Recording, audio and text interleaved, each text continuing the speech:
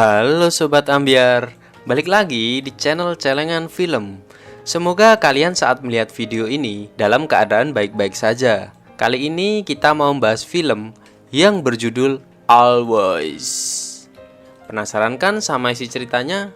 Eits, sebelum mulai, biar aku makin semangat, jangan lupa like, share, and subscribe.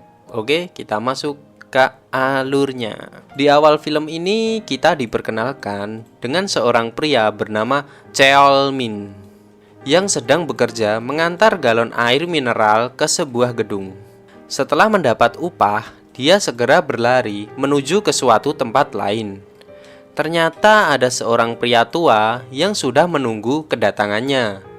Beliau menyerahkan koran dan menyarankan agar Cheol-min tidak terlalu keras bekerja. Pria itu segera pamit karena ini hari terakhirnya bekerja sebagai penjaga parkir dan akan segera digantikan oleh Cheol-min. Ketika sedang menonton TV kecil di sebuah ruangan yang sempit, tiba-tiba seorang wanita muncul dan langsung duduk di sampingnya. Cheol-min heran saat wanita itu menyodorkan 2 buah jeruk dan makanan. Wanita itu kaget saat mendengar suara Cheol-min dan dia bertanya tentang kakek. Rupanya wanita yang bernama Jungwa itu terbiasa nonton TV bersama kakek yang digantikan oleh Cheol-min. Cheol-min menjelaskan kalau kakek sudah berhenti bekerja. Jungwa meminta maaf dan pergi. Tapi akhirnya Cheol-min tidak tega melihat Jungwa yang menunggu hujan reda sambil memainkan tongkatnya. Dia kemudian mengajak Jungwa masuk dan nonton TV bersama. Setelah nonton, Jungwa pamit sambil menyerahkan kotak makanannya, dan Cheol-min menerimanya dengan ragu. Paginya Jungwa berangkat kerja sambil bergumaman, sampai jumpa nanti malam. Jungwa bekerja sebagai operator telepon. Dia sempat kesal karena ada penelpon yang memarahinya. Si bos muncul dan menyemangati para pegawainya agar sabar dan menghormati kliennya. Si bos sengaja bermulut manis pada Jungwa sambil memijat ringan bahu wanita itu. Jungwa merasa tidak enak, tapi hanya bisa diam saja. Cheol-min pergi ke sasana tinju dan minta maaf pada bosnya. Tapi bosnya masih marah walaupun pelatih berusaha membujuknya. Pelatih mengajak Cheol-min bertemu dengan para petinju binaannya. Dan salah satunya menantang Cheol-min. Tapi Cheol-min enggan menanggapinya. Hal itu membuat si bos kian kesal dan mengusirnya.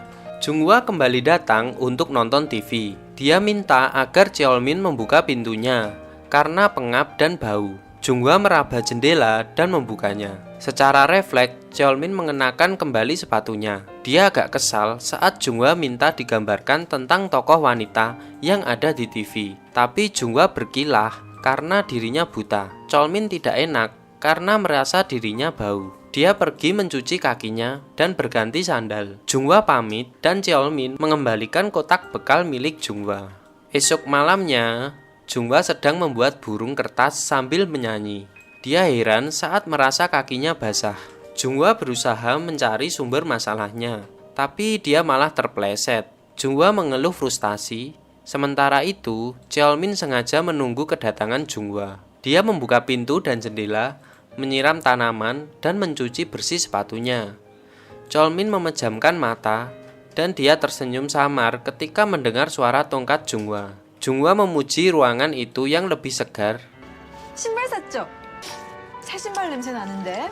Dan Cheol-min hanya tersenyum malu. Jungwa pamit pulang, tapi dia kaget mendengar suara klakson mobil dan terjatuh. Cheol-min segera membantunya ke rumah sakit setelah sebelumnya menyogok security agar bersedia menggantikannya menjaga parkir. Jungwa terkesan dengan sikap Cheol-min yang bersedia menggendongnya di punggung karena Jungwa kelelahan berjalan.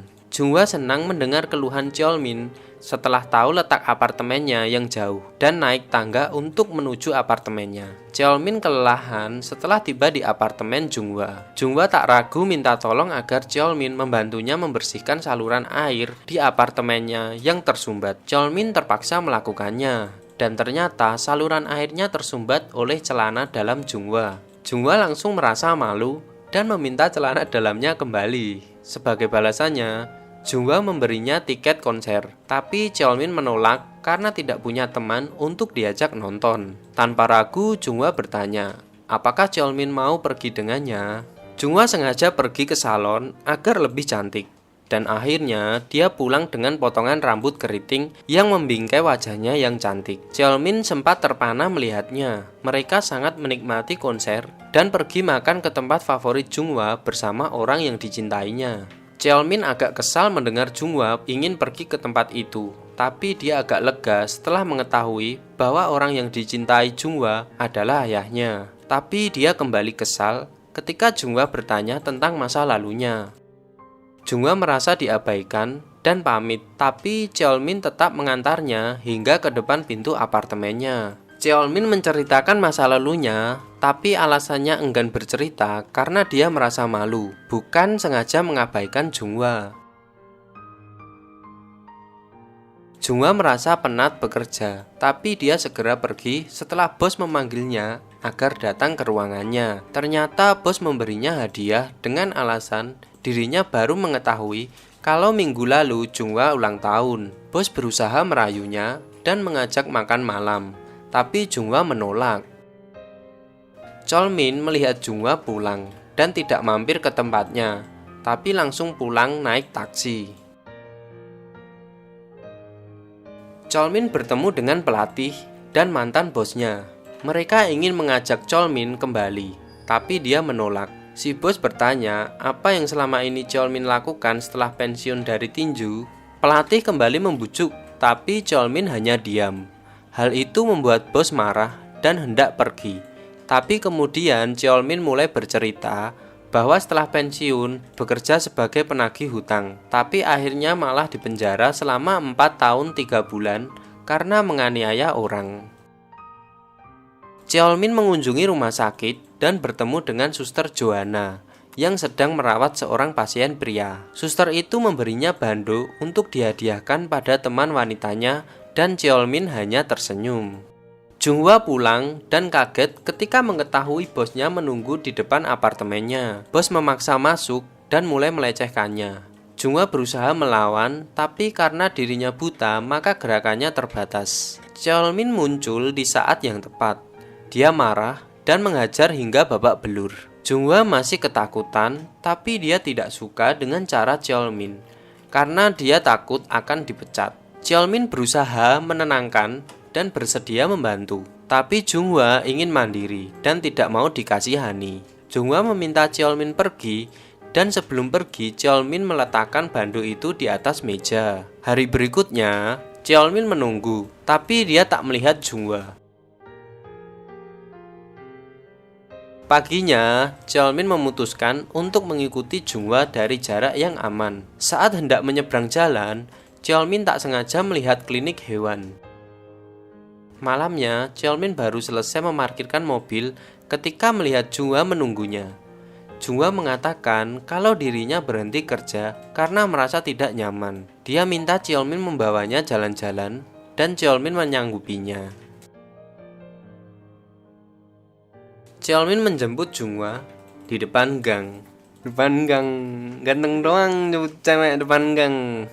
Cheolmin menjemput Junghwa dan memberinya hadiah anjing yang akan menemani Junghwa agar tidak kesepian. Junghwa sangat senang dan mereka pergi ke danau tempat dulu Cheolmin sering bermain ketika masih tinggal di panti asuhan. Cheolmin mulai membuka dirinya dan bersedia menceritakan masa kecilnya ketika di panti asuhan. Mereka bahkan saling bertukar batu keberuntungan. Cheolmin menemui pelatih dan bosnya. Dia ingin kembali bertinju. Mereka senang dengan keputusan Cheolmin. Kini Cheolmin seolah memiliki semangat baru. Dia giat bekerja dan berlatih. Cheolmin tak lelah untuk berlatih, bahkan saat pergi ke apartemen Junghwa. Cheolmin naik tangga dengan semangat dan selalu menyapa bocah laki-laki yang bermain di sudut tangga. Pelatih juga senang melihat semangat Cheolmin, begitu pula dengan si bos. Cheolmin sengaja memperbaiki apartemen Junghwa agar lebih terang, bersih, nyaman, dan hangat. Junghwa tampak senang dengan perubahan apartemennya, terutama dengan kamarnya yang kini terasa hangat dengan sinar matahari yang menyinari jendela kamarnya. Junghwa meminta izin agar bisa meraba wajah Cheolmin. Semula Cheolmin ragu, tapi akhirnya dia hanya diam saja ketika Junghwa mulai meraba wajahnya.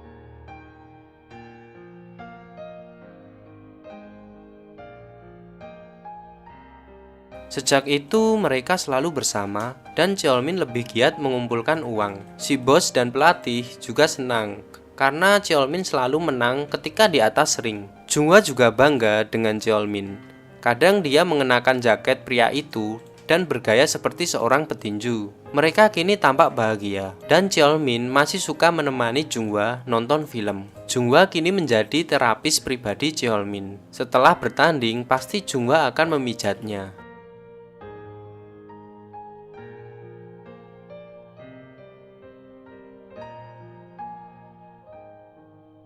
Cheolmin sedang bersama pelatihnya saat seseorang muncul dan menawarinya untuk bergabung dengannya, tapi Cheolmin menolak karena dia lebih suka bersama pelatih dan bosnya walaupun gajinya kecil. Tapi Cheolmin tetap bersyukur. Orang itu tak menyerah dan yakin bahwa suatu saat Cheolmin akan mencarinya. Suatu hari, Junghwa mengajak Cheolmin mengunjungi makam orang tuanya. Ketika perjalanan pulang, Junghwa menceritakan kecelakaan yang menimpa orang tuanya. Cheolmin kaget dan terpukul mendengar cerita itu karena dia secara tidak langsung yang menyebabkan kecelakaan itu terjadi.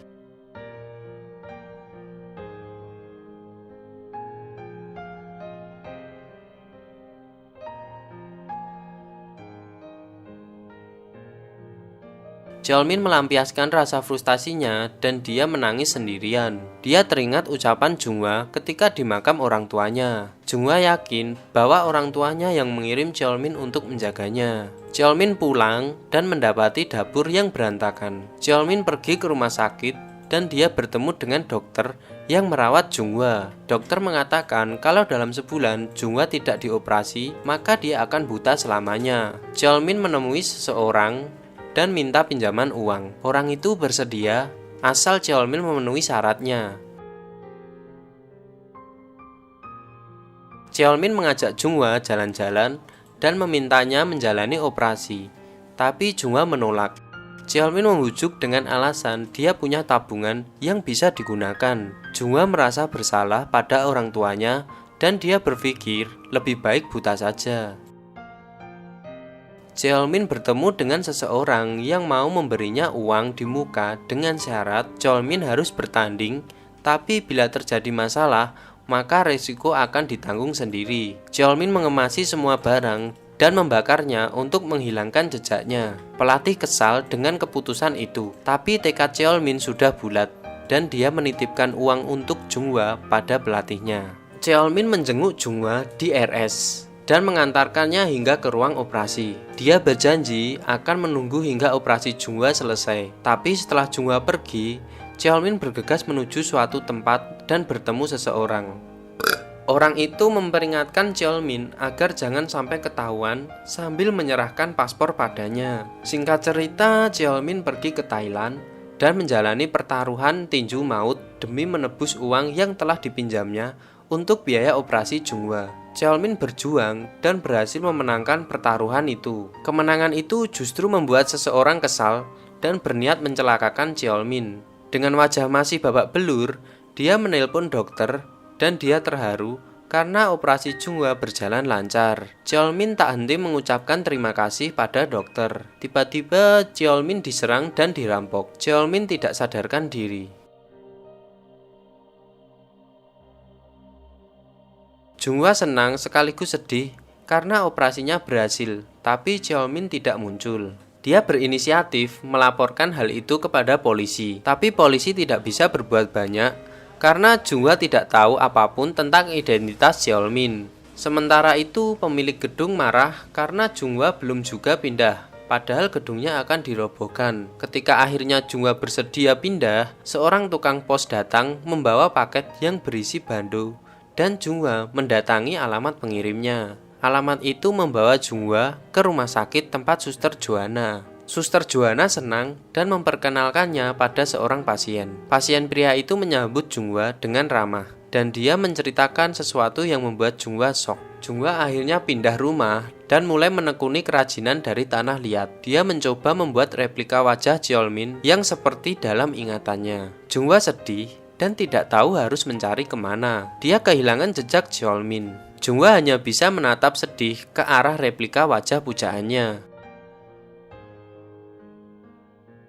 2 tahun kemudian, kini Junghwa memiliki toko yang menjual aneka barang dari tanah liat dan usahanya terus berkembang. Hal itu dibuktikan dengan banyaknya pelanggan yang memesan barang padanya. Junghwa juga sering ke rumah sakit untuk membantu pasien dengan pijatannya. Setelah memijat seorang anak, Junghwa menemui kakek yang mengeluh badannya sakit dan ingin dipijat. Seorang pria yang berbaring tidak jauh dari si kakek tertarik mendengar pembicaraan mereka. Dialah Cheolmin. Cheolmin menoleh dan dia kaget melihat Junghwa yang sedang tersenyum sambil memijat. Junghwa tertarik melihat Cheolmin dan menghampirinya. Tanpa ragu dia langsung menawarkan diri untuk memijat, tapi Cheolmin hanya diam. Justru kakek yang memberinya informasi bahwa Cheolmin itu baru pindah dari Incheon dan dia sangat pendiam.